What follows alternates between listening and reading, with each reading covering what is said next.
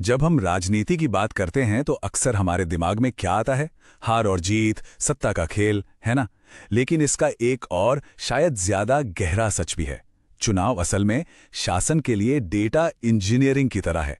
हर एक वोट जो डाला जाता है वो सिर्फ एक संख्या नहीं है, वो जानकारी का एक प्रवाह है, एक सिग्नल जो हमें लोगों की जरूरतों, उनकी परेशानियों और उनकी उम्मीदों की असली कहानी सुनाता है।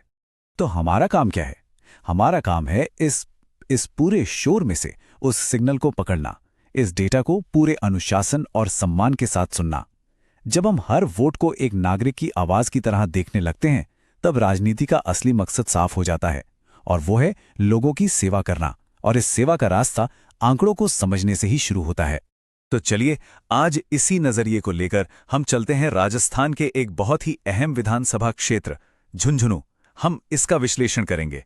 ये सिर्फ एक केस स्टडी नहीं है, ये भारत के लोकतंत्र की जमीनी हकीकत को समझने का एक आईना है। चलिए, झुंझुनू की मिट्टी, वहां के लोगों और उनके जनादेश की कहानी में और गहराई से उतरते हैं।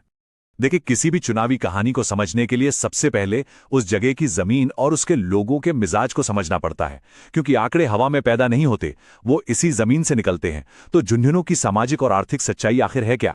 झुंझुनू की पहचान है सैनिकों और किसानों की धरती। ये एक ठेठ ग्रामीण इलाका है, जहां की अर्थव्यवस्था और समाज दोनों की धुरी खेती पर टिकी है। यहाँ के सामाजिक समीकरण में जाट समुदाय का सबसे ज्यादा प्रभाव है, लेकिन राजपूत, गुर्जर और अनुसूचित जाति जनजाति के लोगों की भी एक मजबूत मौजूदगी है, जो यहाँ की राजनीति को कह सकते हैं कि कई परतें देती है। यहाँ की हवा में मेहनत और देश सेवा का जज्बा घुला हुआ है। तो फिर इस जमीन पर जो लोग रह रहे हैं, उनकी रोजमर्रा की सबसे बड़ी चिंताएं क्या हैं? देखिए, लिस्ट में सबसे ऊपर और सबसे गंभीर है पानी की किल्लत। दशकों से यमुना नहर परियोजना में हो रही देरी का सीधा मतलब यह है कि लोगों के नलों में पीने का पानी तक नहीं है। ये सिर्फ एक असुविधा नहीं, ये जीवन के सम्मान से जुड़ा सवाल है। इसके बाद नंबर आता है टूटी फूटी ग्रामीण सड़कों का, जो ढाणियों और गांवों को मुख्य धारा से लगभग काट देती हैं।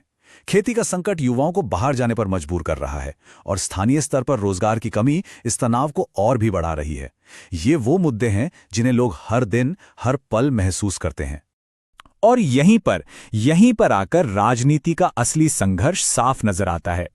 एक तरफ है राष्ट्रीय स्तर के बड़े बड़े विमर्श, विचारधारा, राष्ट्रीय सुरक्षा, बड़ी आर्थिक नीतियां, लेकिन झुंझुनू के वोटर के लिए इन सब से कहीं ज्यादा जरूरी है पीने का साफ पानी, खेत तक जाने वाली एक पक्की सड़क और युवाओं के हाथ में काम।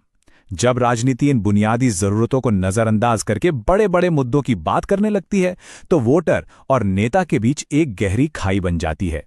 तो ठीक है, जमीन की हकीकत तो हमने समझ ली। अब इन भावनाओं को, इन शिकायतों को चुनावी आंकड़ों की कसौटी पर परखते हैं, क्योंकि दिन के अंत में भावनाएं और शिकायतें वोट में ही बदलती हैं। तो देखते हैं झुंझुनू के नंबर हमें क्या कहानी सुनाते हैं। साल 2023 में झुंझुनू में 2,72,000 से भी ज्यादा रजिस्टर्ड वोटर्स थे। पर सिर्फ ये नंबर अहम नहीं है। अहम यह है कि पिछले एक दशक में वोटरों की संख्या लगातार बढ़ी है। इसका सीधा मतलब है कि एक नई पीढ़ी चुनावी प्रक्रिया में शामिल हो रही है, अपनी नई उम्मीदों और नई आकांक्षाओं के साथ। और ये जो वोटर्स हैं वो चुप नहीं है। वोटिंग का प्रतिशत देखिए, लगातार ऊपर जा रहा है। 2008 के 63% से बढ़कर 2023 में ये लगभग 72% तक पहुंच गया। ये बढ़ता हुआ आंकड़ा एक बढ़ती हुई जागरूकता का सीधा सबूत है। झुंझुनू का वोटर अपनी आवाज का इस्तेमाल कर रहा है, और वो चाहता है कि उसकी आवाज को गंभीरता से सुना जाए। अब जरा इस टेबल पर नजर डालिए। ये पिछले 30 सालों का पूरा चुनावी इतिहास हमारे सामने रख देती है। एक पैटर्न बिल्कुल साफ नजर आता है।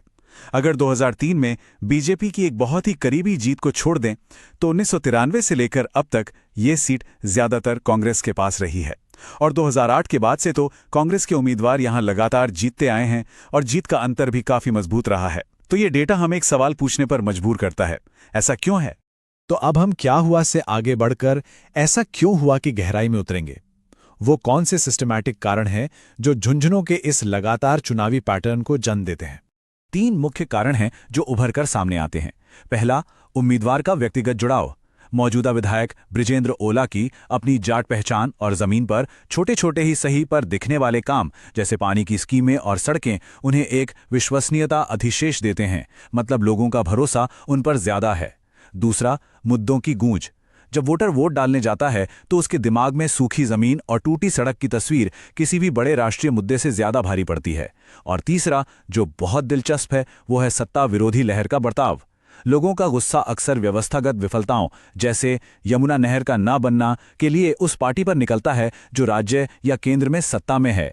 जरूरी नहीं कि हमेशा स्थानीय विधायक पर ही निकले। और यहीं पर हमारे संवैधानिक मूल्य हमें रास्ता दिखाते हैं। एक स्वस्थ लोकतंत्र की पहचान ही यही है कि उसमें हर नागरिक की आवाज का वजन हो। और जब लोग अपने अनुभव और तथ्यों के आधार पर अपनी बात रखते हैं, तो यह न केवल शासन को जवाबदेह बनाता है, बल्कि हर नागरिक के सम्मान को भी मजबूत करता है। तो अब तक हमने क्या किया? हमने झुंझुनू की नब्ज पकड़ी, समस्या को समझा। लेकिन एक रणनीतिकार का काम सिर्फ बीमारी बताना नहीं, इलाज का रास्ता दिखाना भी है। तो इस पूरे विश्लेषण से शासन और चुनावी सफलता का क्या ब्लूप्रिंट तैयार होता है? इस डेटा ड्रिवन विश्लेषण से जो रणनीति निकल कर आती है, उसे हम कहते हैं चतुर्मुख सिद्धांत। ये कोई किताबी मॉडल नहीं है, बल्कि ये सीधे सीधे झुंझुनू के वोटरों द्वारा भेजे गए सिग्नलों से बना एक ब्लूप्रिंट है। इसके 4 स्तंभ हैं जो एक साथ मिलकर काम करते हैं। ये 4 स्तंभ हैं। पहला, चुनावी सटीकता, यानी अपने प्रयासों को सही वोटरों और सही बूथों पर केंद्रित करना। दूसरा, संगठनात्मक ताकत, यानी बूथ स्तर तक एक मजबूत टीम जो लोगों से लगातार जुड़ी रहे। तीसरा, विवरणात्मक सत्य, यानी अपनी कहानी को सच्चाई और सबूतों के साथ लोगों तक पहुंचाना। और चौथा, संसाधन जुटाना, ताकि इन सभी कामों को जमीन पर हकीकत में उतारा जा सके। तो इन स्तंभों के तहत असल में जमीन पर करना क्या होगा? चुनावी स्तर पर डेटा हमें बताता है कि जाट और एससी बहुल गांवों पर ध्यान केंद्रित करना जरूरी है। संगठन के स्तर पर बूथ कमेटियों को सिर्फ चुनाव के लिए नहीं, बल्कि लगातार फीडबैक लेने के लिए सक्रिय करना होगा। नैरेटिव के स्तर पर बड़े वादों के सामने अपने किए गए छोटे छोटे कामों, जैसे हैंडपंप या शौचालय, के सबूत पेश करने होंगे। और संसाधन के लिए बड़े प्रोजेक्ट्स का इंतजार करने के बजाय स्थानीय समुदाय की मदद से छोटे छोटे काम करने होंगे और टेक्नोलॉजी का इस्तेमाल करके उन्हें लोगों को दिखाना होगा। और आखिर में ये याद रखना बहुत जरूरी है कि ये सब कुछ, ये डेटा, ये रणनीति, ये ब्लूप्रिंट, ये सिर्फ चुनाव जीतने की कोई मशीन बनाने के लिए नहीं है। इसका अंतिम लक्ष्य राजनीति से कहीं बड़ा है। इसका लक्ष्य है डेटा को सम्मान में बदलना। देखिए, जो शिकायतें हमें डेटा में दिख रही हैं, जैसे पानी की कमी, यह सिर्फ चुनाव के मौसम के मुद्दे नहीं हैं। ये गहरी ढांचागत समस्याएं हैं जिनका समाधान सिर्फ और सिर्फ दीर्घकालिक नीतियों से ही हो सकता है। चुनावी डेटा और नीति निर्माण के बीच एक पुल बनाना ही असली शासन है। विश्लेषण को कार्रवाई में बदलना ही असली नेतृत्व है। और ये पूरी प्रक्रिया विश्वास पर टिकी होनी चाहिए। जब हम डेटा की बात करते हैं तो हमें ये याद रखना चाहिए कि यह लोगों की निजी जानकारी है। भारत के कानून के तहत इसे हमेशा सहमति से और पूरी जिम्मेदारी के साथ इस्तेमाल किया जाना चाहिए। निजता का सम्मान करना हर नागरिक के सम्मान के अधिकार का एक मौलिक हिस्सा है। तो सवाल फिर वही आकर खड़ा होता है, जनता को क्या चाहिए? सिर्फ नारे या सच्ची सेवा? एक मजबूत राष्ट्र की नींव खोखली विचारधारा पर नहीं रखी जा सकती। इसकी नींव उन ठोस कामों पर टिकी होती है जिसका असर लोग अपनी रोजमर्रा की जिंदगी में महसूस कर सकें। हमारी दृष्टि एक नए तरह के नेतृत्व की है। एक ऐसा नेतृत्व जो लोगों को केंद्र में रखे, जो आंकड़ों और सबूतों के आधार पर फैसले लें और जो खुद को जनता के प्रति जवाबदेह समझे। यही है राजनीति से परे का असली मकसद। यदि आप एक जन केंद्रित नेता बनना चाहते हैं और अपने निर्वाचन क्षेत्र का उत्थान करना चाहते हैं, तो blueprintstrategies.ai से mgr@blueprintstrategies.ai पर संपर्क करें या 08042041602 पर कॉल करें। Purpose beyond politics.